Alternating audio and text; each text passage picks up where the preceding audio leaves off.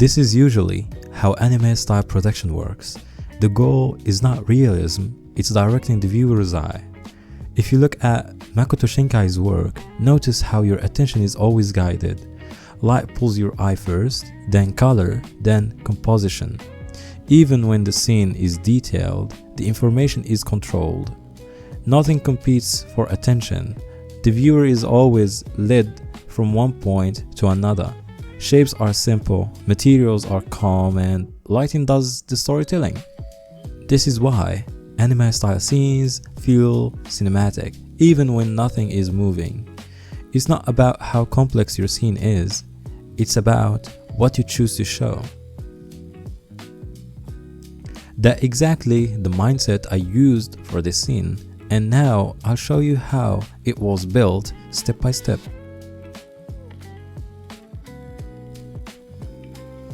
So let's start from the very first step. Imagine we are working in a real production environment. You don't start alone, you usually have a concept artist or someone who gives you the initial idea. The idea can be very simple. It could be a clean concept art or just an image reference, or sometimes even a very rough sketch.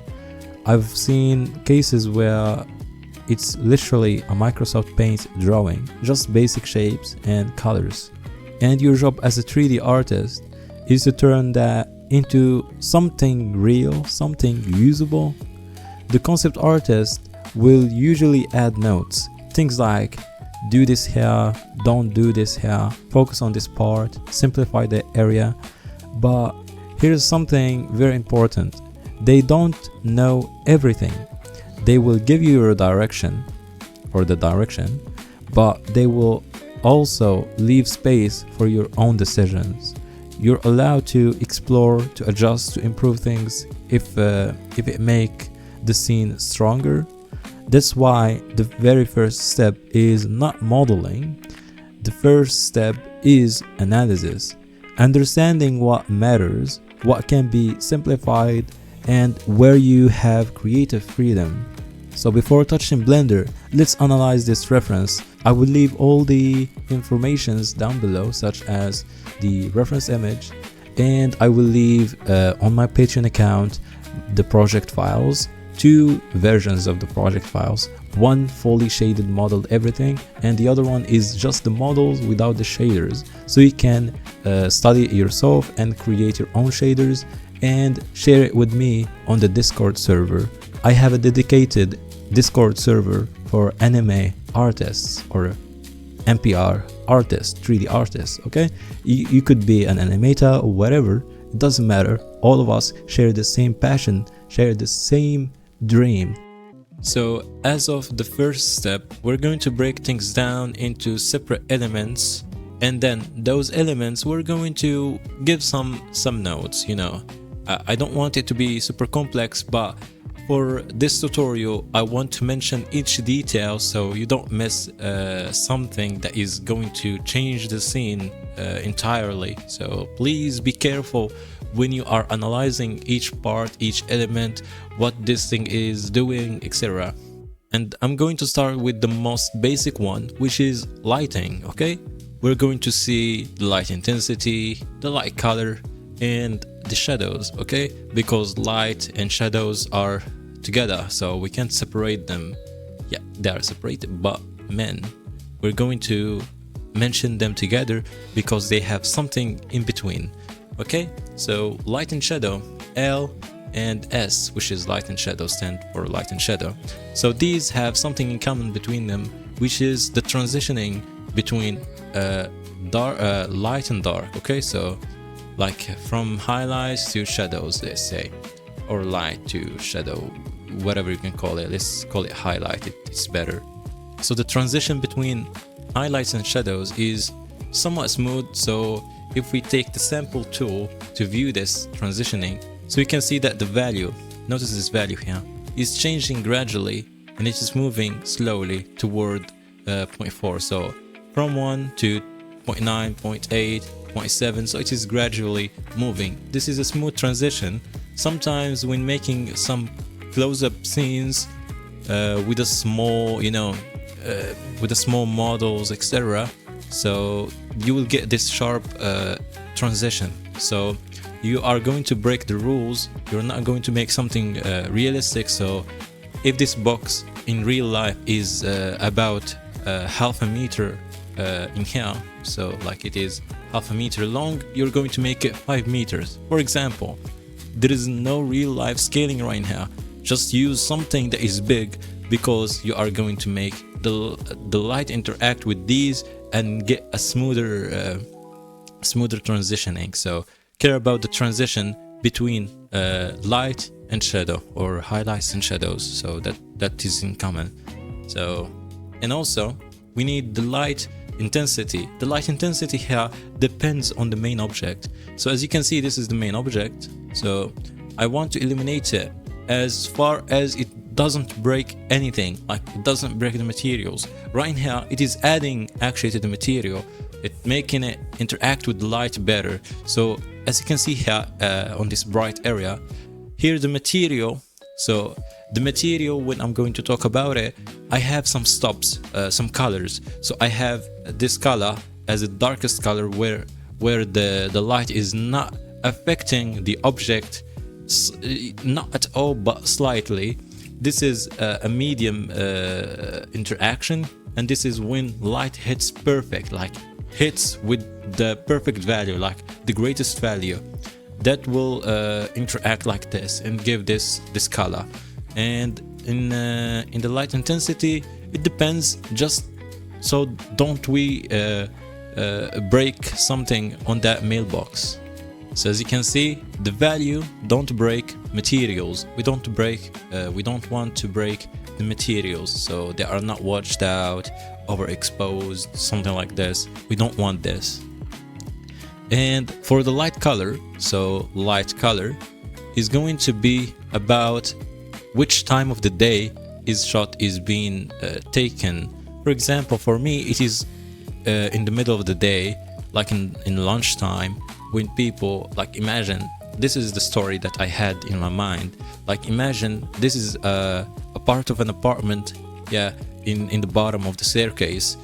When people get done working and want to get lunch done, take a nap, or maybe finish their work, because sometimes people have just half a day of working, so they're going to get up to their apartments, but suddenly they found that they have an email, not an email, a mail. Yeah, email is something not physically. So they found that they have a mail, and it is in this mailbox, and the name here will represent the name of the owner. Actually, yep, the mail of the owner. So I don't know what it says right now because I forgot. I did it a while ago, maybe it's about a week. I can't remember actually. Sometimes I just forget things. So the name of the owner, and they will get their mails, and then they get up. So how they will get up? With the stairs. That's why we have some stairs here. So this is the story that we want to tell, okay? And I want it to be like in a summery day, so we know that summer, middle of the day, that's all going to be warm. So we need a warm tone. So light color, warm. I'm not going to take any specific colors like yellow or either orange or red. They're all, not both, there is three.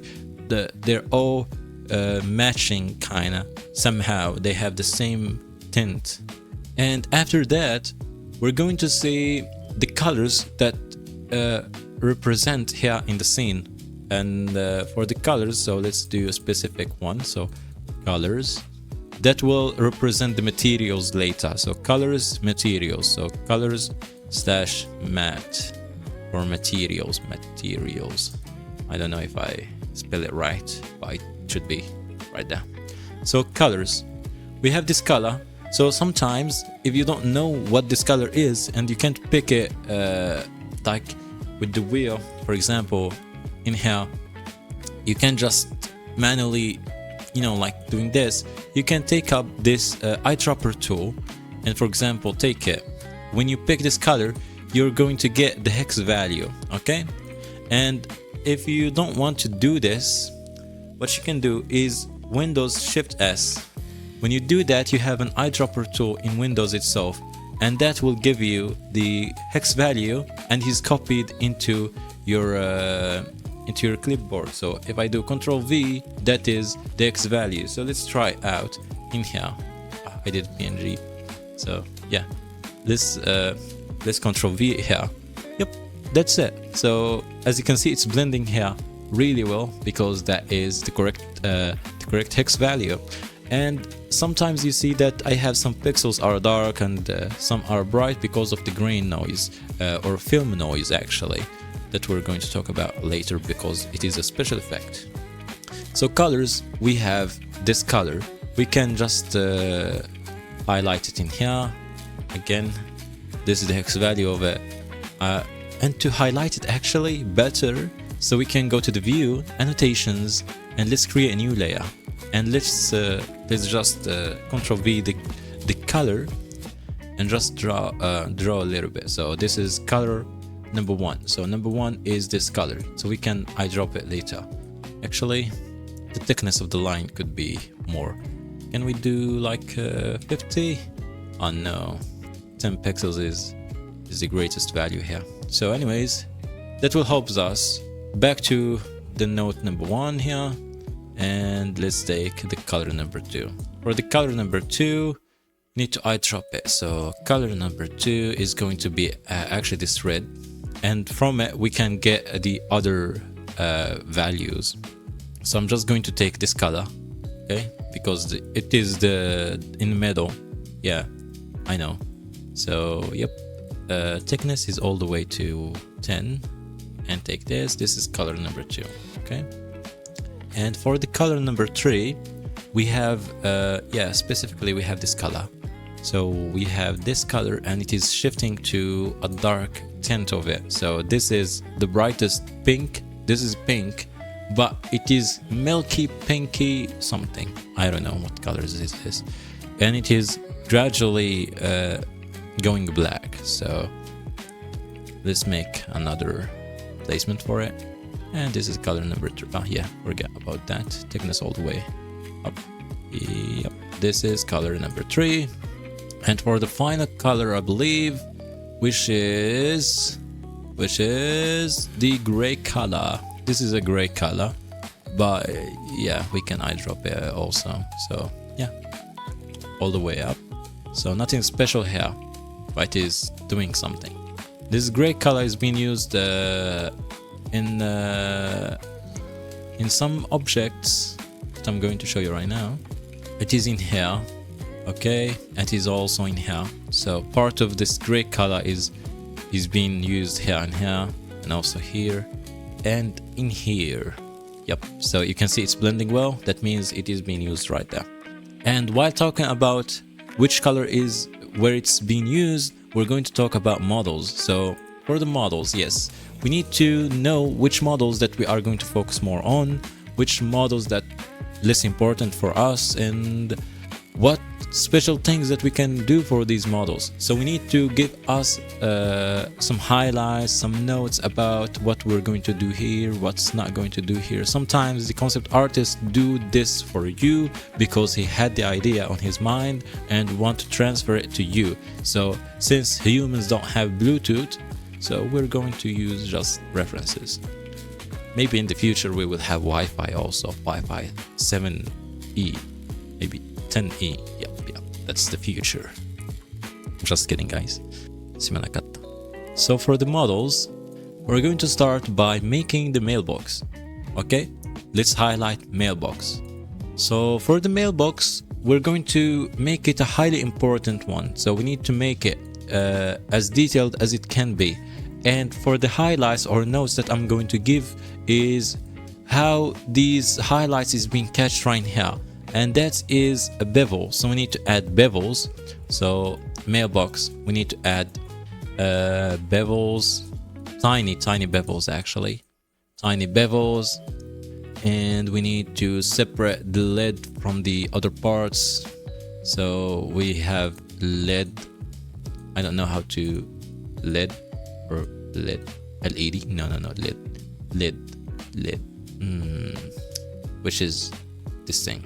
This is the lid, and a small opening, okay, which is this one, this part here, and the symbol.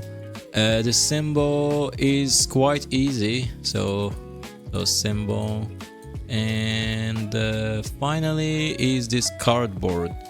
I want to add on it some writing, so cardboard with writing. So yeah, or not cardboard, it is paper, name of the owner on paper.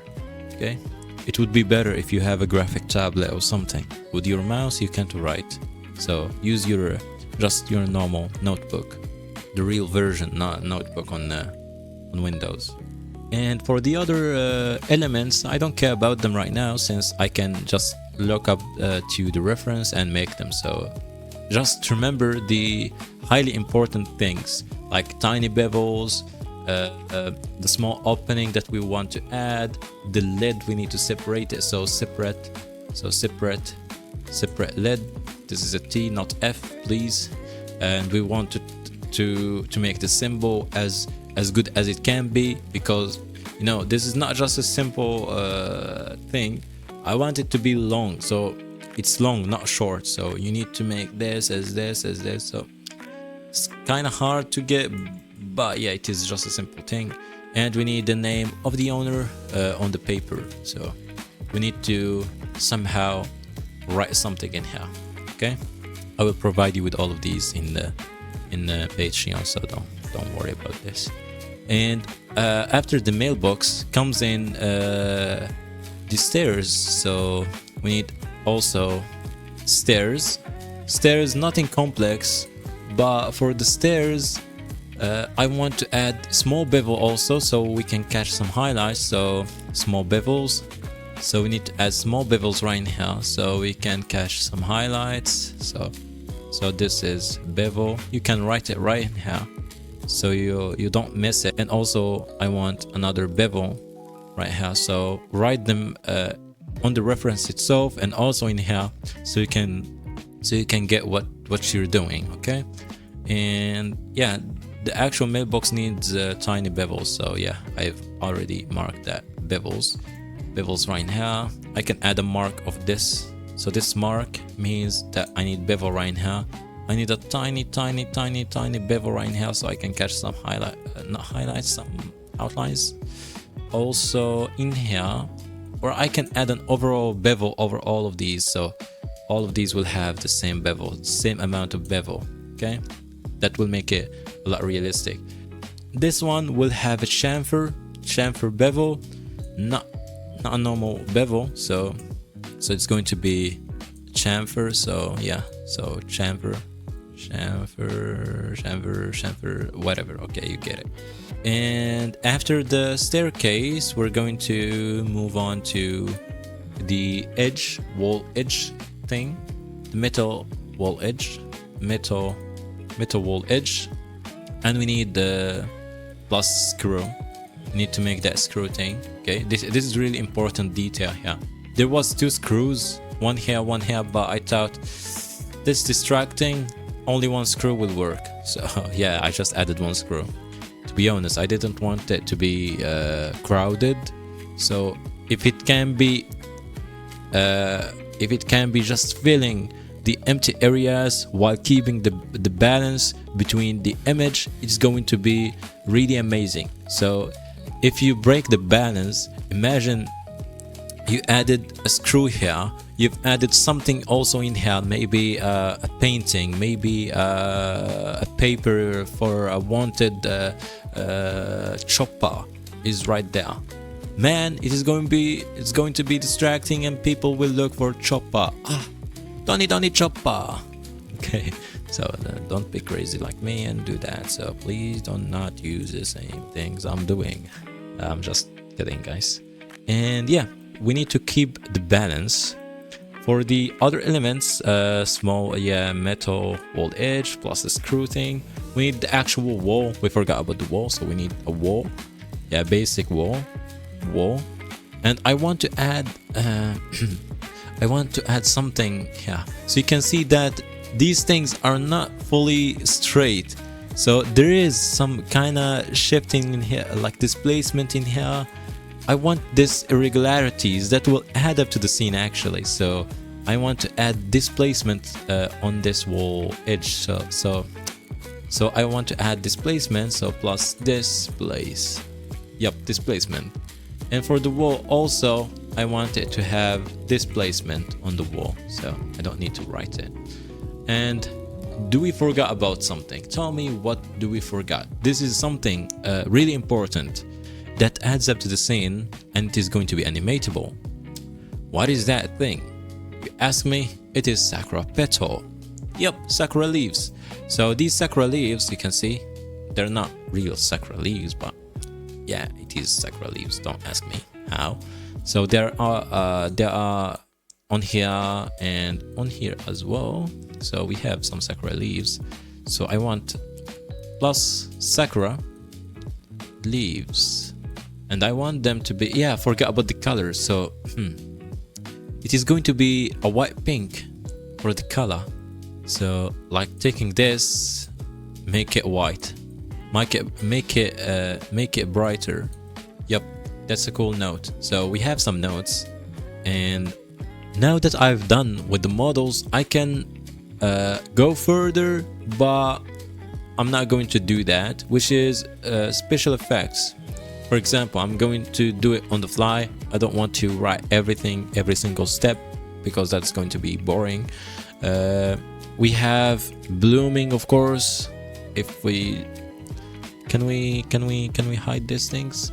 So yep, like this. So we have bloom, as you can see, blooming, and we have ambient occlusion. Not ambient occlusion. We have chromatic aberration. Sorry, we have chromatic aberration. We have some beams, which is a slight thing. Yeah, maybe in the animation is going to be very visible. Sunbeams, yeah. And we have film grain, and we have white balance, which is special effects that is done in another software. I could have done it in Blender, which is my own mistake actually. I found out that the white balance is not matching really well. It was a bit white. I turned it a bit toward the warm tone, not fully warm as I see it right now. As I see it right now, it is pretty warm, and it is really amazing. If you enable the Windows feature night light, and see the image, it will turn different and it will hit different. So you can try that out. It might seem at first it is really yellow and not as good as you, and it's not as good as you might think, but yeah, it is doing what it's doing. Now moving on to see how the models are being done and how our highlights helped us, like bevels, add this, and talking about lighting, how we are going to do lighting, how we are going to do materials, coloring, stuff, etc. We're going to see that in the next step. Now moving on to the models, we're going to see how the models are being done, and I'm going to give some notes about some stuff, okay, that you can keep in mind, what mistakes I've done and how to fix them, etc. And for the step-by-step making of these, I'm going to leave the time lapse at the end of the video. So thank you. Now I'm going to start by looking out at the wall. Okay, this wall is so special. As you can see, it's not just a simple wall. You can see that it has so much geometry. You will say, you're just wasting your processing power and adding geometry. I'm adding it on purpose. If you remember at the beginning when we have analyzed our reference, I thought that I will need to do displacement, and I did that. As you can see here, if I go to the siding or a side angle, you can see here that some vertices are being pushed in, some are out, etc.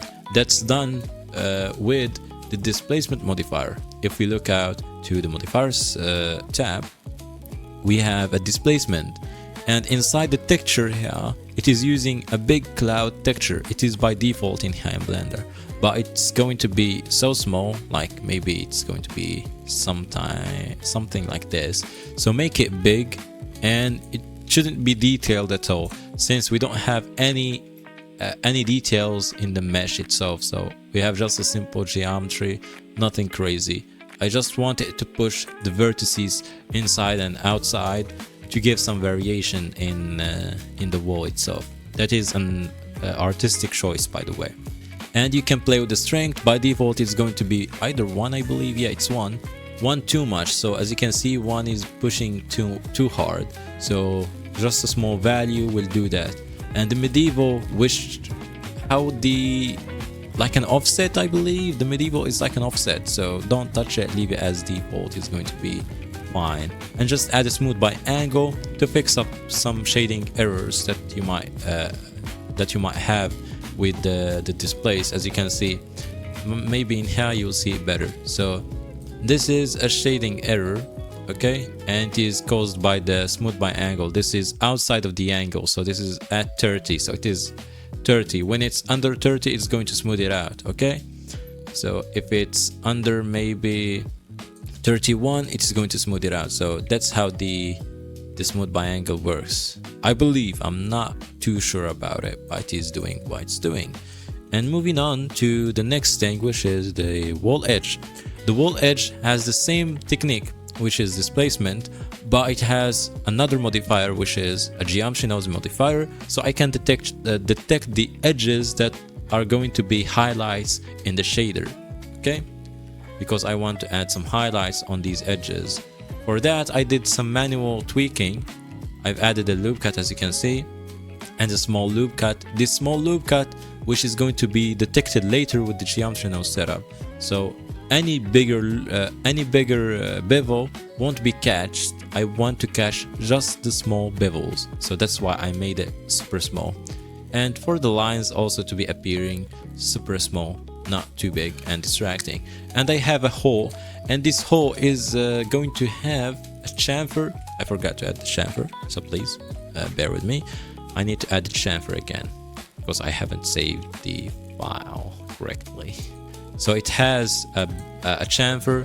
This chamfer is helping the screw to be in like this, and gives great detail when rendering with some outlines. Not highlights, but outlines. Maybe highlights in here, but outlines is the most important things, as you can see. And as you might see, I'm doing the whole manually. Some people will say do it with booleans. Booleans doesn't give clean topology. And if you don't have clean topology in close-up shots, that will give you some shading errors, and these shading errors that might destroy your lighting. So lighting depends on the normals of the faces. If the normals are kind of weird and not doing well, that will cause some errors. As you can see, I have a small error right here, but it is a flat face, so I don't care about it. And to fix it, I could have just added a loop cut, and as you can see, it is eliminating that highlight. That you can see that highlight. I don't know how to explain it, but there is something in here. As you can see, it is eliminated. So loop cuts help you tighten up the mesh and give a better visual thing. So it doesn't matter how you do the hole, but it does need a good topology. Specifically quad topology. Right here I don't have really quad topology, so somehow I get up with some n-gons. So I have 1, 2, 3, 4, 5. So I have 5 vertices instead of 4. It should be 4, but since this is going to be mostly flat, not much going on, it doesn't matter for me. And we will ignore the mailbox. We are going to move on to the staircase. So the staircase itself, as I added for the nodes, I wanted to have bevel, so it has a small bevel to catch some light, and just a small cube scaled down, squeezed, and added a loop cut. So you can add a loop cut like this and just extrude in, or not in, out. You can extrude out something, and that will add to all of these instances, because these are done with the new array system. The new array system gives you more flexibility So the bevel should be before the array. If it's after the array, it will just override the object. So I want it to be on the original object, and then the array will do the instancing. So I don't want it to add geometry over geometry. It might give some weird errors. And sometimes, yeah, I forgot to add this in here. Maybe I've added that thing. No, I haven't. So sometimes when you have these shading errors, you can add the weighted normal modifier, and sometimes it fixes the issues that you have. Okay, maybe if I turn off this, yeah, that fix somehow fixed. Yep. So I can remove this smooth by angle. So the weighted normal actually fixed some issues. You can see because of the endgones and the stretched lines in here, it should have been tightened. Actually, I could have added manually some loop cuts that will tighten this, and finally just join these with J. Okay, that will make a loop cut. Is going to go all around. That will tighten up this area so you don't have that is spread all over the place. And with the weighted normal, you can even fix it more. So you can see it's much better, but it could be better. And maybe double G, so I can just move it closer to this area. Yeah, that's much better, as you can see. That will help us later when are doing the lighting. And that's it, I believe, for this stair. Nothing crazy going to it. You can see when you select the modifier, you can play with the instances, how much instances that you want. You can play with the scale of the actual instances, so you can see they're going to go smaller or bigger, whatever you want, and how much are going to go, like how far. On the x-axis I want them to be like this, so this is perfect for me and it works perfectly. You can play with the z-axis if you want, you know, you can do all of that. Y-axis rotation as well, which is really cool. The new array system is really amazing. Before having this new array, I do it with the geometry nodes. Actually geometry nodes, this array system is done using geometry nodes, but it is too complex. If you open up the geometry node setup and select the array, so as you can see, this is really huge. Really, I don't know. There is nodes inside nodes. If you if you press Control Tab, you'll find new systems.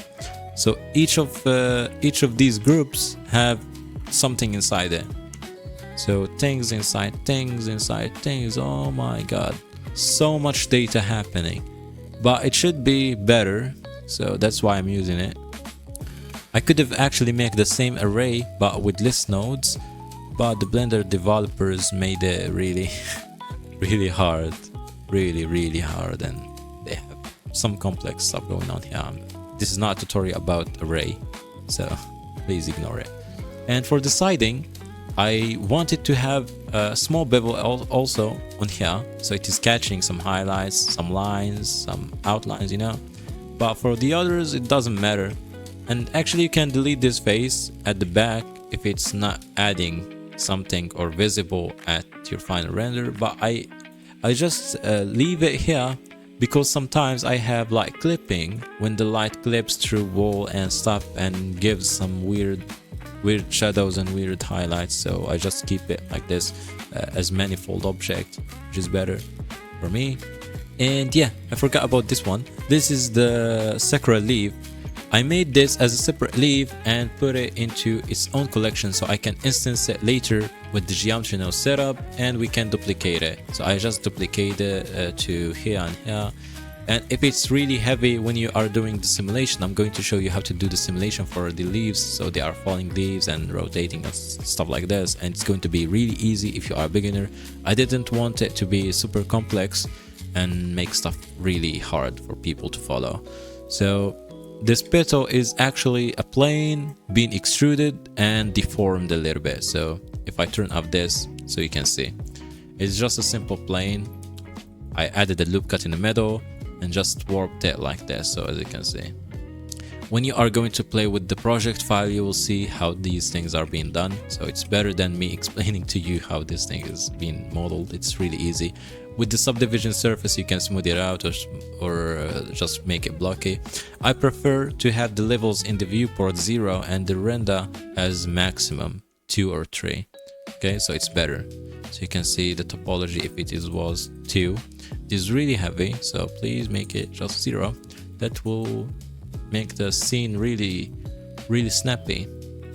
And now moving on to the mailbox. So as I said, we need separate lid, so I made separate lid, and actually I cut the lid, but I haven't cut the opening right now because of the light clipping, as I told you in here.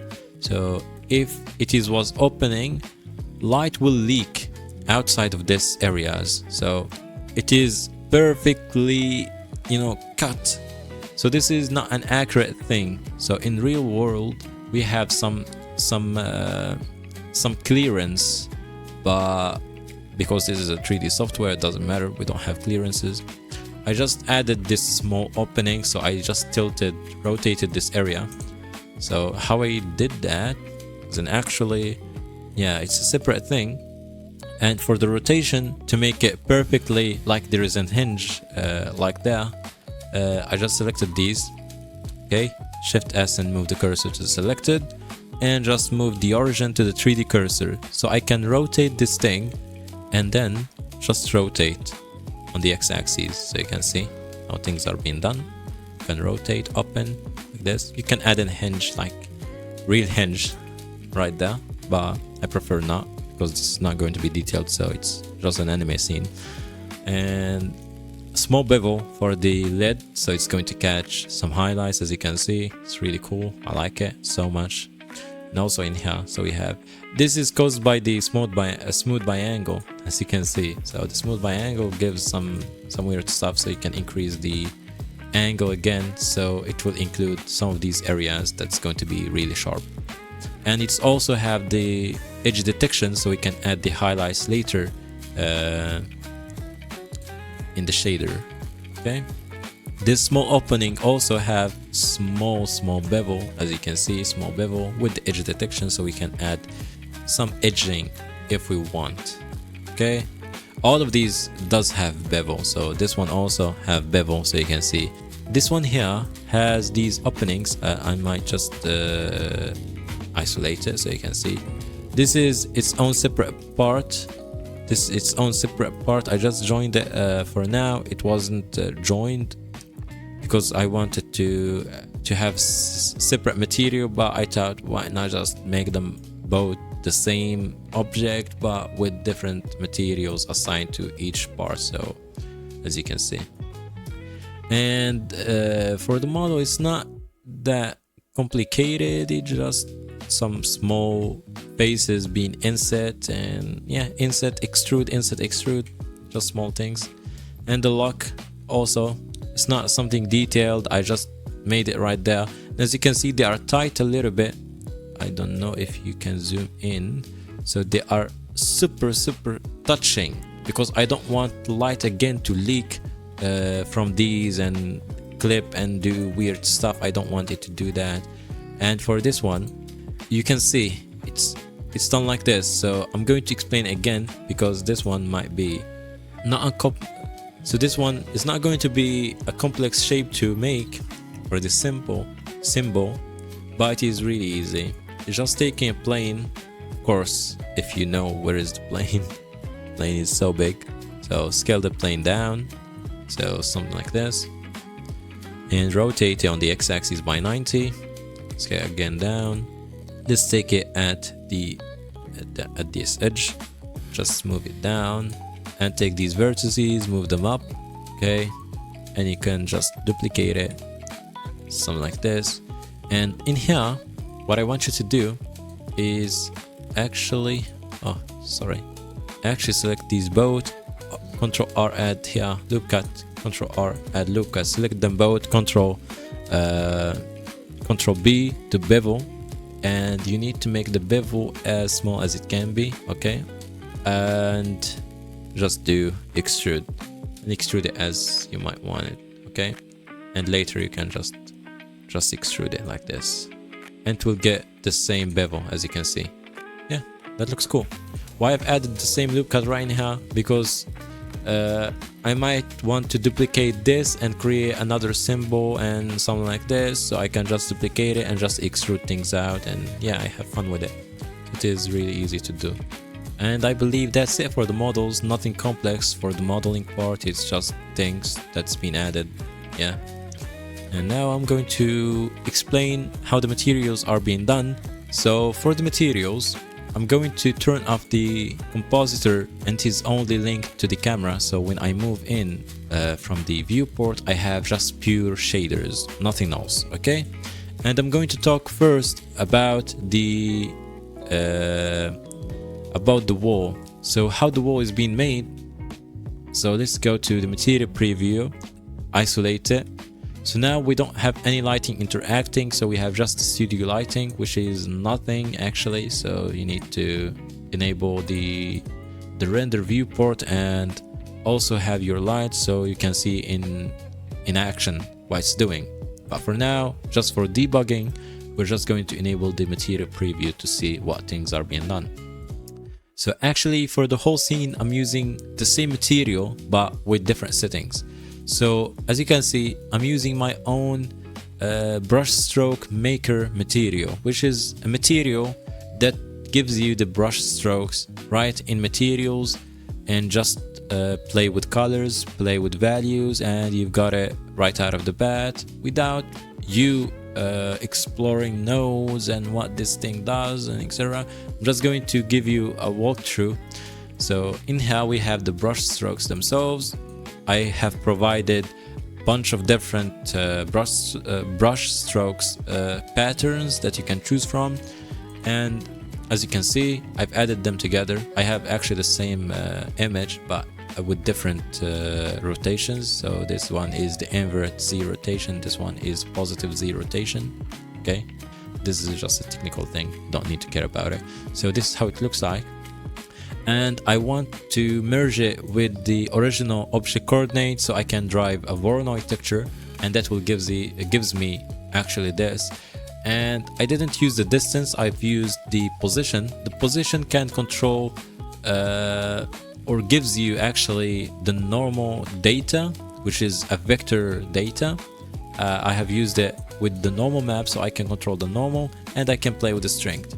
You can actually plug it right away into the normal, but that will be full strength with full values. So I want to clip it and make it really just a subtle thing. So 0.060 is enough for it. And after that, I played with the base color because this base color does something. So I played with it, so that gives me like this, but still that's not what I wanted. So I turned that into a shader to RGB so I can play with the RGB values. I've controlled what's going to be the super bright area, the medium area, and the shadows. Okay, so the shadows is going to be this color. And in here you can see we have main bounce lighting, second bounce lighting. These are just to add some Fresnel effect and some effects that's going to be really cool. And it is a subtle thing, as you can see, nothing too much going on. So 0.1, 0.05, and yeah, that's how it does. Okay, you can see in just when you turn around, so you can see like there is a Fresnel effect somehow. It could have done with the Fresnel, but yeah, it seems to be okay with this one. This is for specific shapes like spheres and etc. That works better with spheres, characters. It works really well with characters. And I've multiplied ambient occlusion because we're going to have the mailbox touching the wall. So I want the interaction between the mailbox and the wall to have some darkness around, which is done with the ambient occlusion. So you can play with the settings of the ambient occlusion, make it inside or only local. You can play with the distance of it, so how much is going to spread. Okay, you can clip the colors with the color ramp. I made it super visually appealing with just the color ramp. You can use map range if you wanted. And also I've multiplied color using the brush strokes themselves again. So it's just a different settings. As you can see, I have two brush strokes things, one on top, one in the bottom. I just separated them using a linear gradient with this setup. As you can see, you can just do the normal gradient with the gradient node, the gradient texture node. Yeah, you can do that with the mapping. You can do Ctrl T, so you have the mapping, etc. Use the object coordinate if you want it, and just play with the rotation, so you can see that how it does. You can play with the rotation of the Z. You can flip it, and it is really simple. And you can add B-spline interpolation mode, and that will give you a smooth transitioning. Okay, and you can multiply this or scale wherever you can do. You can do actually scale. That will scale the coordinate and make it really smooth. As you can see, do whatever you find easier for you. I found that this one is really easy for me, since I like playing with the coordinates, separating them, so I can make myself familiar with how math nodes works, since I don't know how math works. Yes, in real life and in Blender, both of them I suck at. So we have this brush stroke limited to the top. I've played with the scale of the Voronoi, which you can see affect the whole brush stroke things, and the brush stroke detail is done with the scale here, so the scale actually matters, so you can see how much brush strokes and etc. And the blending mode here also matters. If you change it to something else, it will do something else. And just small values, if you sometimes when you play with these values, you don't get the value that you wanted, so you can take a value node and divide it with a higher number. Like for example, I'm going to do 500. So value of 1 divided by 500. That will give you a small value. So you can see it is kind of similar to what I had in here. Okay, but with less details. You need to play with the details. So you can play with the scale only with this one. So you can do that if you want. But for me, I'm just going to just use this factor because it works. This is just a special case when you have some values, like tiny values that you want to add, but you don't know how to add. You can type them, by the way. You can type values, but you want to explore by just scrolling, you know, or sliding or whatever you can do. And yeah. And in here we have the other gradient, which is in the bottom, and the top nothing, which is doing the inverse. So I just multiplied them. So this one is multiplied in here, so you can see what it's doing. The other one is multiplied under, so it's doing like this. And yeah, colors. So I just use multiply with whatever color that I wanted. So as you can see, these are colors that we have already picked, pink and etc. So I'm adding them right here. And I've just added the diffuse. Why I've added the diffuse right here? Because I want lighting again to interact. So since this one is only RGB values, you can already see this is already just an RGB values, so light won't interact well with it. So I've added the diffuse so the light will interact, and I played with the colors slightly, as you can see. So it adds some tint into it. And again, added the same diffuse, but in multiply, this one is lighten and this one is multiply. So blending modes also matters. I made it really not dark, but in gray. If I make it really dark, it will make the scene real darker. So I want it to be slightly darker. That will help me in the shadow areas when actual light is hitting. When the actual light is hitting, you can see it helps a lot in here, these areas. But still is not that thing that I wanted. And that's it for this material. And for the other objects, they have the same material. For example, let's take the main mailbox. So it has the name mailbox. So the mailbox have the same thing. Play with the colors, and I've added ambient occlusion as well, so it will interact with the wall.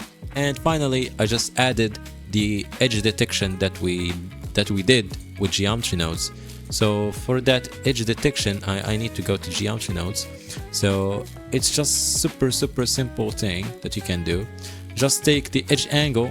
You can take the positive or negative value, whatever you want, whatever you prefer, and clamp it, so it is providing you with 0 to 1 values, so it's not giving you really bright values. So just simple 0 to 1, so you can play with it, add colors, etc., whatever you want. And I have exposed the from min, from max, to min, to max, so I can play with them on the fly, like in here. So you can see what I'm doing. So, and these numbers or values are really sensitive, so you can just hold shift on your keyboard and just move on slightly with your mouse, so you can see what it's doing. So you can see it's going or growing, sorry, not going, growing. You can do that totally however you want it, and it's pretty simple. And for the brush strokes here, it does actually matters, so you can play with the scale and play with the actual brush strokes scale, so that will change something definitely. So you can see if you want it small or big. Since this one is really close-up thing, for me I want it to be big, so it is appearing. If it is smaller, it will be super smooth and I don't like it much, so I want it to be big, so it is like this. You can play with the rotation of them, so I want them to be going around the sun angle, which is something a choice, you know. And in here I'm going to move on to this wall edge metal thing. Okay, so it is the same brush stroke material, but instead of it plugged in to the principal PSDF, it is plugged into the metallic PSDF. Yeah, since this one is going to be a metallic object but still not metallic, so it is reacting like a metal object but it's not metal, it is something crazy, right? So I just plugged the same normal with the multiply, so I've multiplied the original coordinates so I'm not missing something, and with the stylized coordinates, and that gives me this. It is a bit hard to see, but these the distorted coordinates, so it's not a real coordinate like this one. So this one is the coordinates that we have. Okay, this one is the real, this one is the modified one. So you can see there is something is happening. You can't tell with the vector coordinate, but absolutely something is happening. So something is distorted, something is really happening. With the metallic PSDF, you can play with the colors in here, and these colors makes it react to the light more or less, you can see. And this one is just the tint. You can play with the tint, you can make it whatever tint you want, but since I'm just going to turn it to RGB values again, I can play with the tint myself. So for that I've used the gradient. You can see this gradient texture. What it's doing, it is making this part brighter and the other parts darker a little bit. Okay, and I've just distort it with the noise texture, with a scaled noise texture, as you can see. So it's giving these scratches. It is usually in metal objects, so these scratches what tell the person that you are seeing a metal material. So yeah, this is a small detail, but it adds more to the scene. And as you can see what it's doing, I just clamped it a little bit, so it's not really smooth, so it is a bit harsh-ish, and just played with the colors of it. So as you can see, these the final colors that's going to be plugged into here. And I just used the color dodge, since the color dodge work well with brighter values and darker values. Not well, but it is working good. If you are familiar with the blending modes, you can already tell. So as you can see, I'm having the best of two worlds. I have stylization and I have metallic reacting, so that's cool. And ambient occlusion as well, so I have some ambient occlusion in the walls here. And after all of that, I have the edge detection as well, and I'm controlling it with this gradient, as you can see. So this gradient is limiting this this edge detection to some areas. Sometimes when you are using this edge angle to detect the edges or highlights for these edges, sometimes when you have some weird topology like I have here for this hole, it will detect it as well, because we have these edges and these edges have their angle. Sometimes when they are distorted with the displays, etc., it will detect something that you don't want to eliminate it. So as you can see, it is detecting these areas, and I don't want it to detect all of these areas. It is doing well. I can play more with these values if I go and expose them as well here, but I will lose some values. So I thought, why not to just add a mask, so I can mask it out, and voila, I have the thing that I wanted. And using the color dodge again, I can blend it well, and it will add that highlight to the scene or the object, which is working really well in here. And that's the same trick done to all of these, okay? And for the stairs, the material are really simple.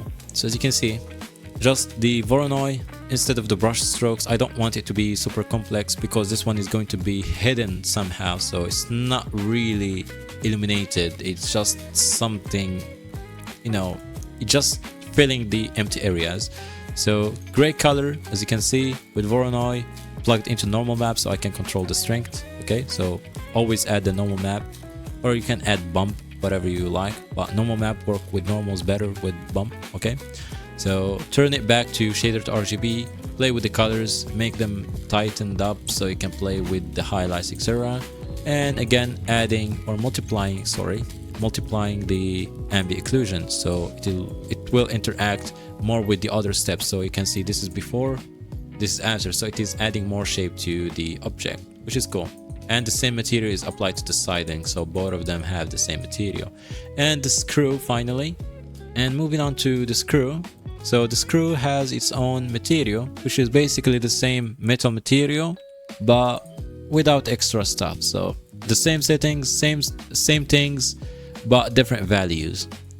You can play with the color as well, you can play with the scale, etc. So the scale is different, etc. And in here, before we finish the model, it was a bit dark, so you can see. So the material is quite dark, so for that I've added color dodge. The color dodge is adding a color, brighter color, so it is making it brighter, and yeah, that makes it better visually. And I'm going to move on to the paper here, which have the name of the owner. Okay, somehow. Don't ask me what it says, I don't know. So the model here is really special. I haven't talked about it in the modeling stage, but anyways. So as you can see, I have separated this model into two parts. So I have this part and I have this small part. So this small part which will have the name of the owner, and the other part is just an empty area. So the trick here, I've used the paper. Okay, I've used the paper, but in the UV map I've just swapped areas. So UV editor, so in the UV map I've used this area to only show the writing, and the other areas just an empty space. Okay, an empty paper space, which is working really well actually, because it's going to be really bright and really far away, no one will notice. So we have only the writing is being visible. Yeah, and that's it. Simple things. And this one is just the same gray material that we have used, nothing special. And for the symbol actually it's a different material. Yeah, so it's a different material. So just simple noises plugged to the color, different color values, and it's also plugged into the roughness, so it is it's giving that metallic feeling, but it was a bit dark and it has no lights near to it. So as you can see here in the render, if I move this light, it is going to be dark. So to enhance it more, I've added a light in front of it, so it is lighting it up a little bit. Okay, which is really cool. I like it. It adds more to the scene. With the roughness, the variation in the roughness, it is adding like sparkling, I don't know. And finally, I would say I'm going to go to the leaf or the petal sakura thing. I just added a simple material, but since it is going to be included in the animation and it's going to cast some shadows, as you can see in here, the shadows by default is going to be really dark. So I did a simple trick. I've used the light path node to give me its shadow ray and play with the colors, and plugged in a transparent PSDF and translucent PSDF. So the translucent will make the shader look good, but for the shadow I want it to be somewhat transparent, not fully opaque. You know, if it was like this, it's going to be fully opaque. There's slightly some ambient lighting, but I don't want it to be fully opaque, so I did a simple trick and made it like this. So it is going to be not distracting the viewer when he's seeing the final animation. So I want it to be subtle thing, what it's going to add to the scene. And I believe that's it, and I'm going to show you now the lighting. The lighting is really simple, nothing going crazy actually, just the main light lighting up the scene. And I've used this light catcher that's going to create the shadow. As you can see, without it we don't have any shadows, so this one is adding the shadows. I've added it right there, and also it's casting some light. You can make it darker if you want it. You can make it darker. You can see it's casting some light or bounce light or whatever, so you can do whatever you want with it. So this is the main light, and I have this light here. So this light is deleting the light that is lighting up this part here. So as you can see, if I move the camera, I have a light that is shining on this petal right here, and I wanted to break the contrast a little bit and make it really cool. So I've added a light. I believe it's this one. Yeah, I have this bright light. If I show you, this is a point light. I've added it right there. Just a simple white color light. Doesn't matter which color actually. So just make it really powerful. If you want it to affect more this area, or not as much. And soft fall off, so I want soft fall off. You can enable jittered shadows if you wanted, but since it's not going to add any shadows to the scene, you can eliminate the shadows if you wanted. So it's not going to add any shadows actually, which is really cool. It is adding to the scene really well. And if this light wasn't right there, you can see the light that's deleting the other lights. So you can see this is without, this is with, without, with, so it is removing that. It's supposed to be a dark area, so that's why I just removed this light. So how I remove that light? Because this one, the power is negative, so it is adding black instead of adding white. So yeah, that's how light works. And finally, the small light that is lighting up the symbol of the mailbox. As you can see, it's really cool. You can play with it. It's not really strong since it's going to affect this area. It's affecting that area but in a stylized way, so I like that, so it doesn't matter. And finally, we're going to talk about special effects that I talked about in the analysis part, which is not really complex thing, but I like that really well. So I've used the filter node. So you need passes actually to work with these nodes that I'm working on or with. So I've used the depth pass, mist pass, and normal pass. The position I don't need it, so just remove it. So use the depth and mist and normal pass. So for the normal pass, I've used it through a filter node, which is a Sobo filter node. I'm going to show you what it does. So the Sobo by default, it detects every single edge. Okay, so like this, and it's somewhat what we want, but it is really strong, as you can see, and I don't want it to detect every single edge. So instead of that, I've used the normal pass. The normal pass gives me the normal of each object, as you can see, where the normal is facing, the face is facing, you know, something like this, and use these details to create that edge detection. And since this one is going to be again somewhat distorted, and I don't want it to detect everything, you know, that I don't want, so I plugged it through a map range. This map range has some special effects, like the depth pass is plugged into 2 max, so the outlines is appearing in some parts of the image and deleted from some parts of the image, and flip the colors so the outline is black and everything else is white, and blurred it. As you can see, sometimes you can see some errors, like the line is broken. You can add anti-aliasing. Okay, this anti-aliasing, you can add it before or after, it doesn't matter. This one will fix this error. Okay, as you can see, that's much better. And just multiply over the rendered image. As you can see, this is before, this after, before. You can see before, after, before, after. After that, subtle saturation added to the scene, so you can see, just enhance the colors, and added the Kuwahara node to make it more stylized. You can go crazy with it, but I don't want to do that. And in here, what I'm using is actually a simple gradient, okay? A simple gradient that will eliminate some lights. You can see still that there is some light that is making the scene weird a little bit, so I want to remove it. For that, I've used the gradient, just the gradient texture with the coordinates of the image, so I can tell where is the gradient is going to be, so I can move it with the add node. So the add node works like a mapping node, so it's moving things x, y, z, etc. So you can just move things. So since we don't have z, we have just x and y, because this is a 2D plane. So x and y, we have only x and y. And using the vector rotate node, we can rotate it, so we can give it an angle, like in an angle like this.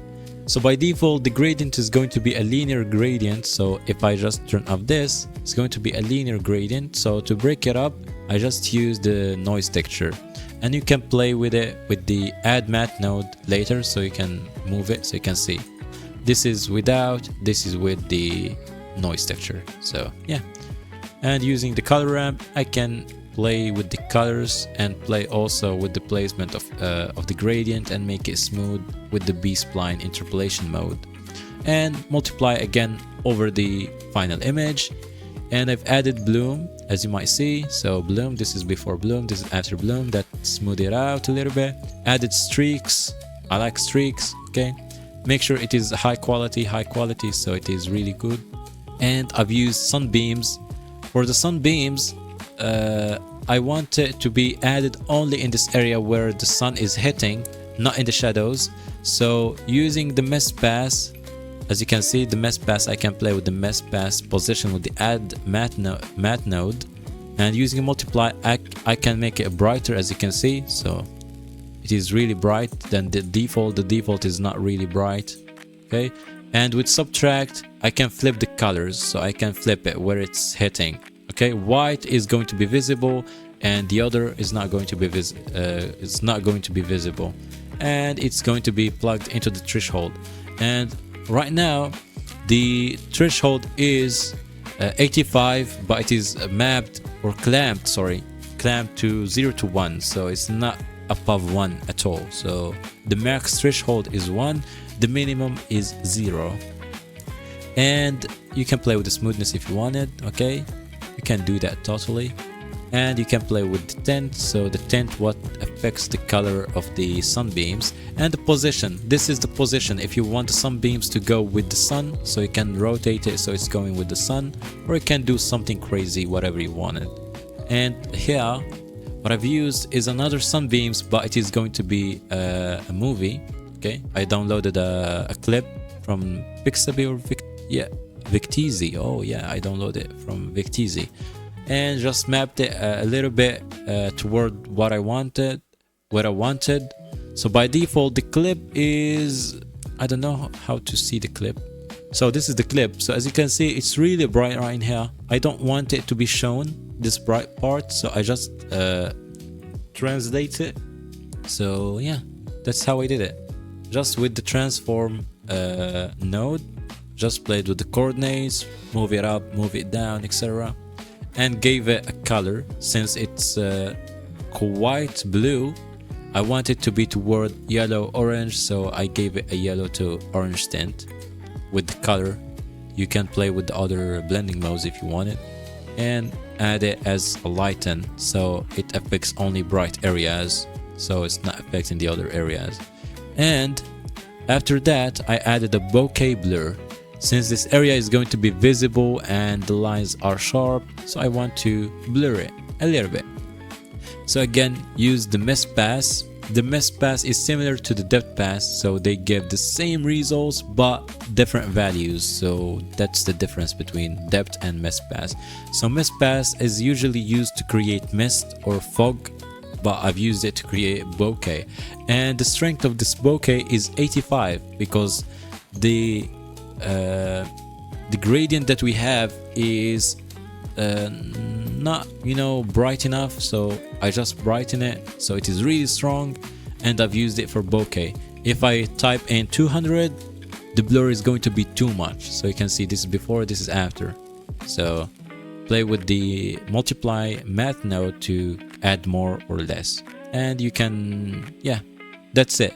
You don't need to do anything else.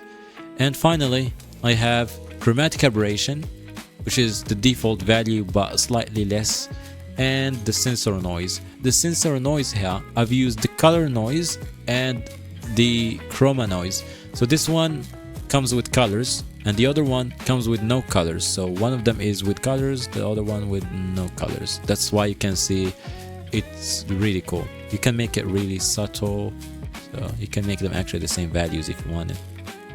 And that's going to be okay. So let me enable and disable the compositor so you can see this is before and this is after.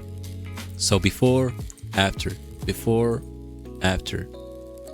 And that's it for the scene. I hope you guys get some ideas about how to create your own scenes.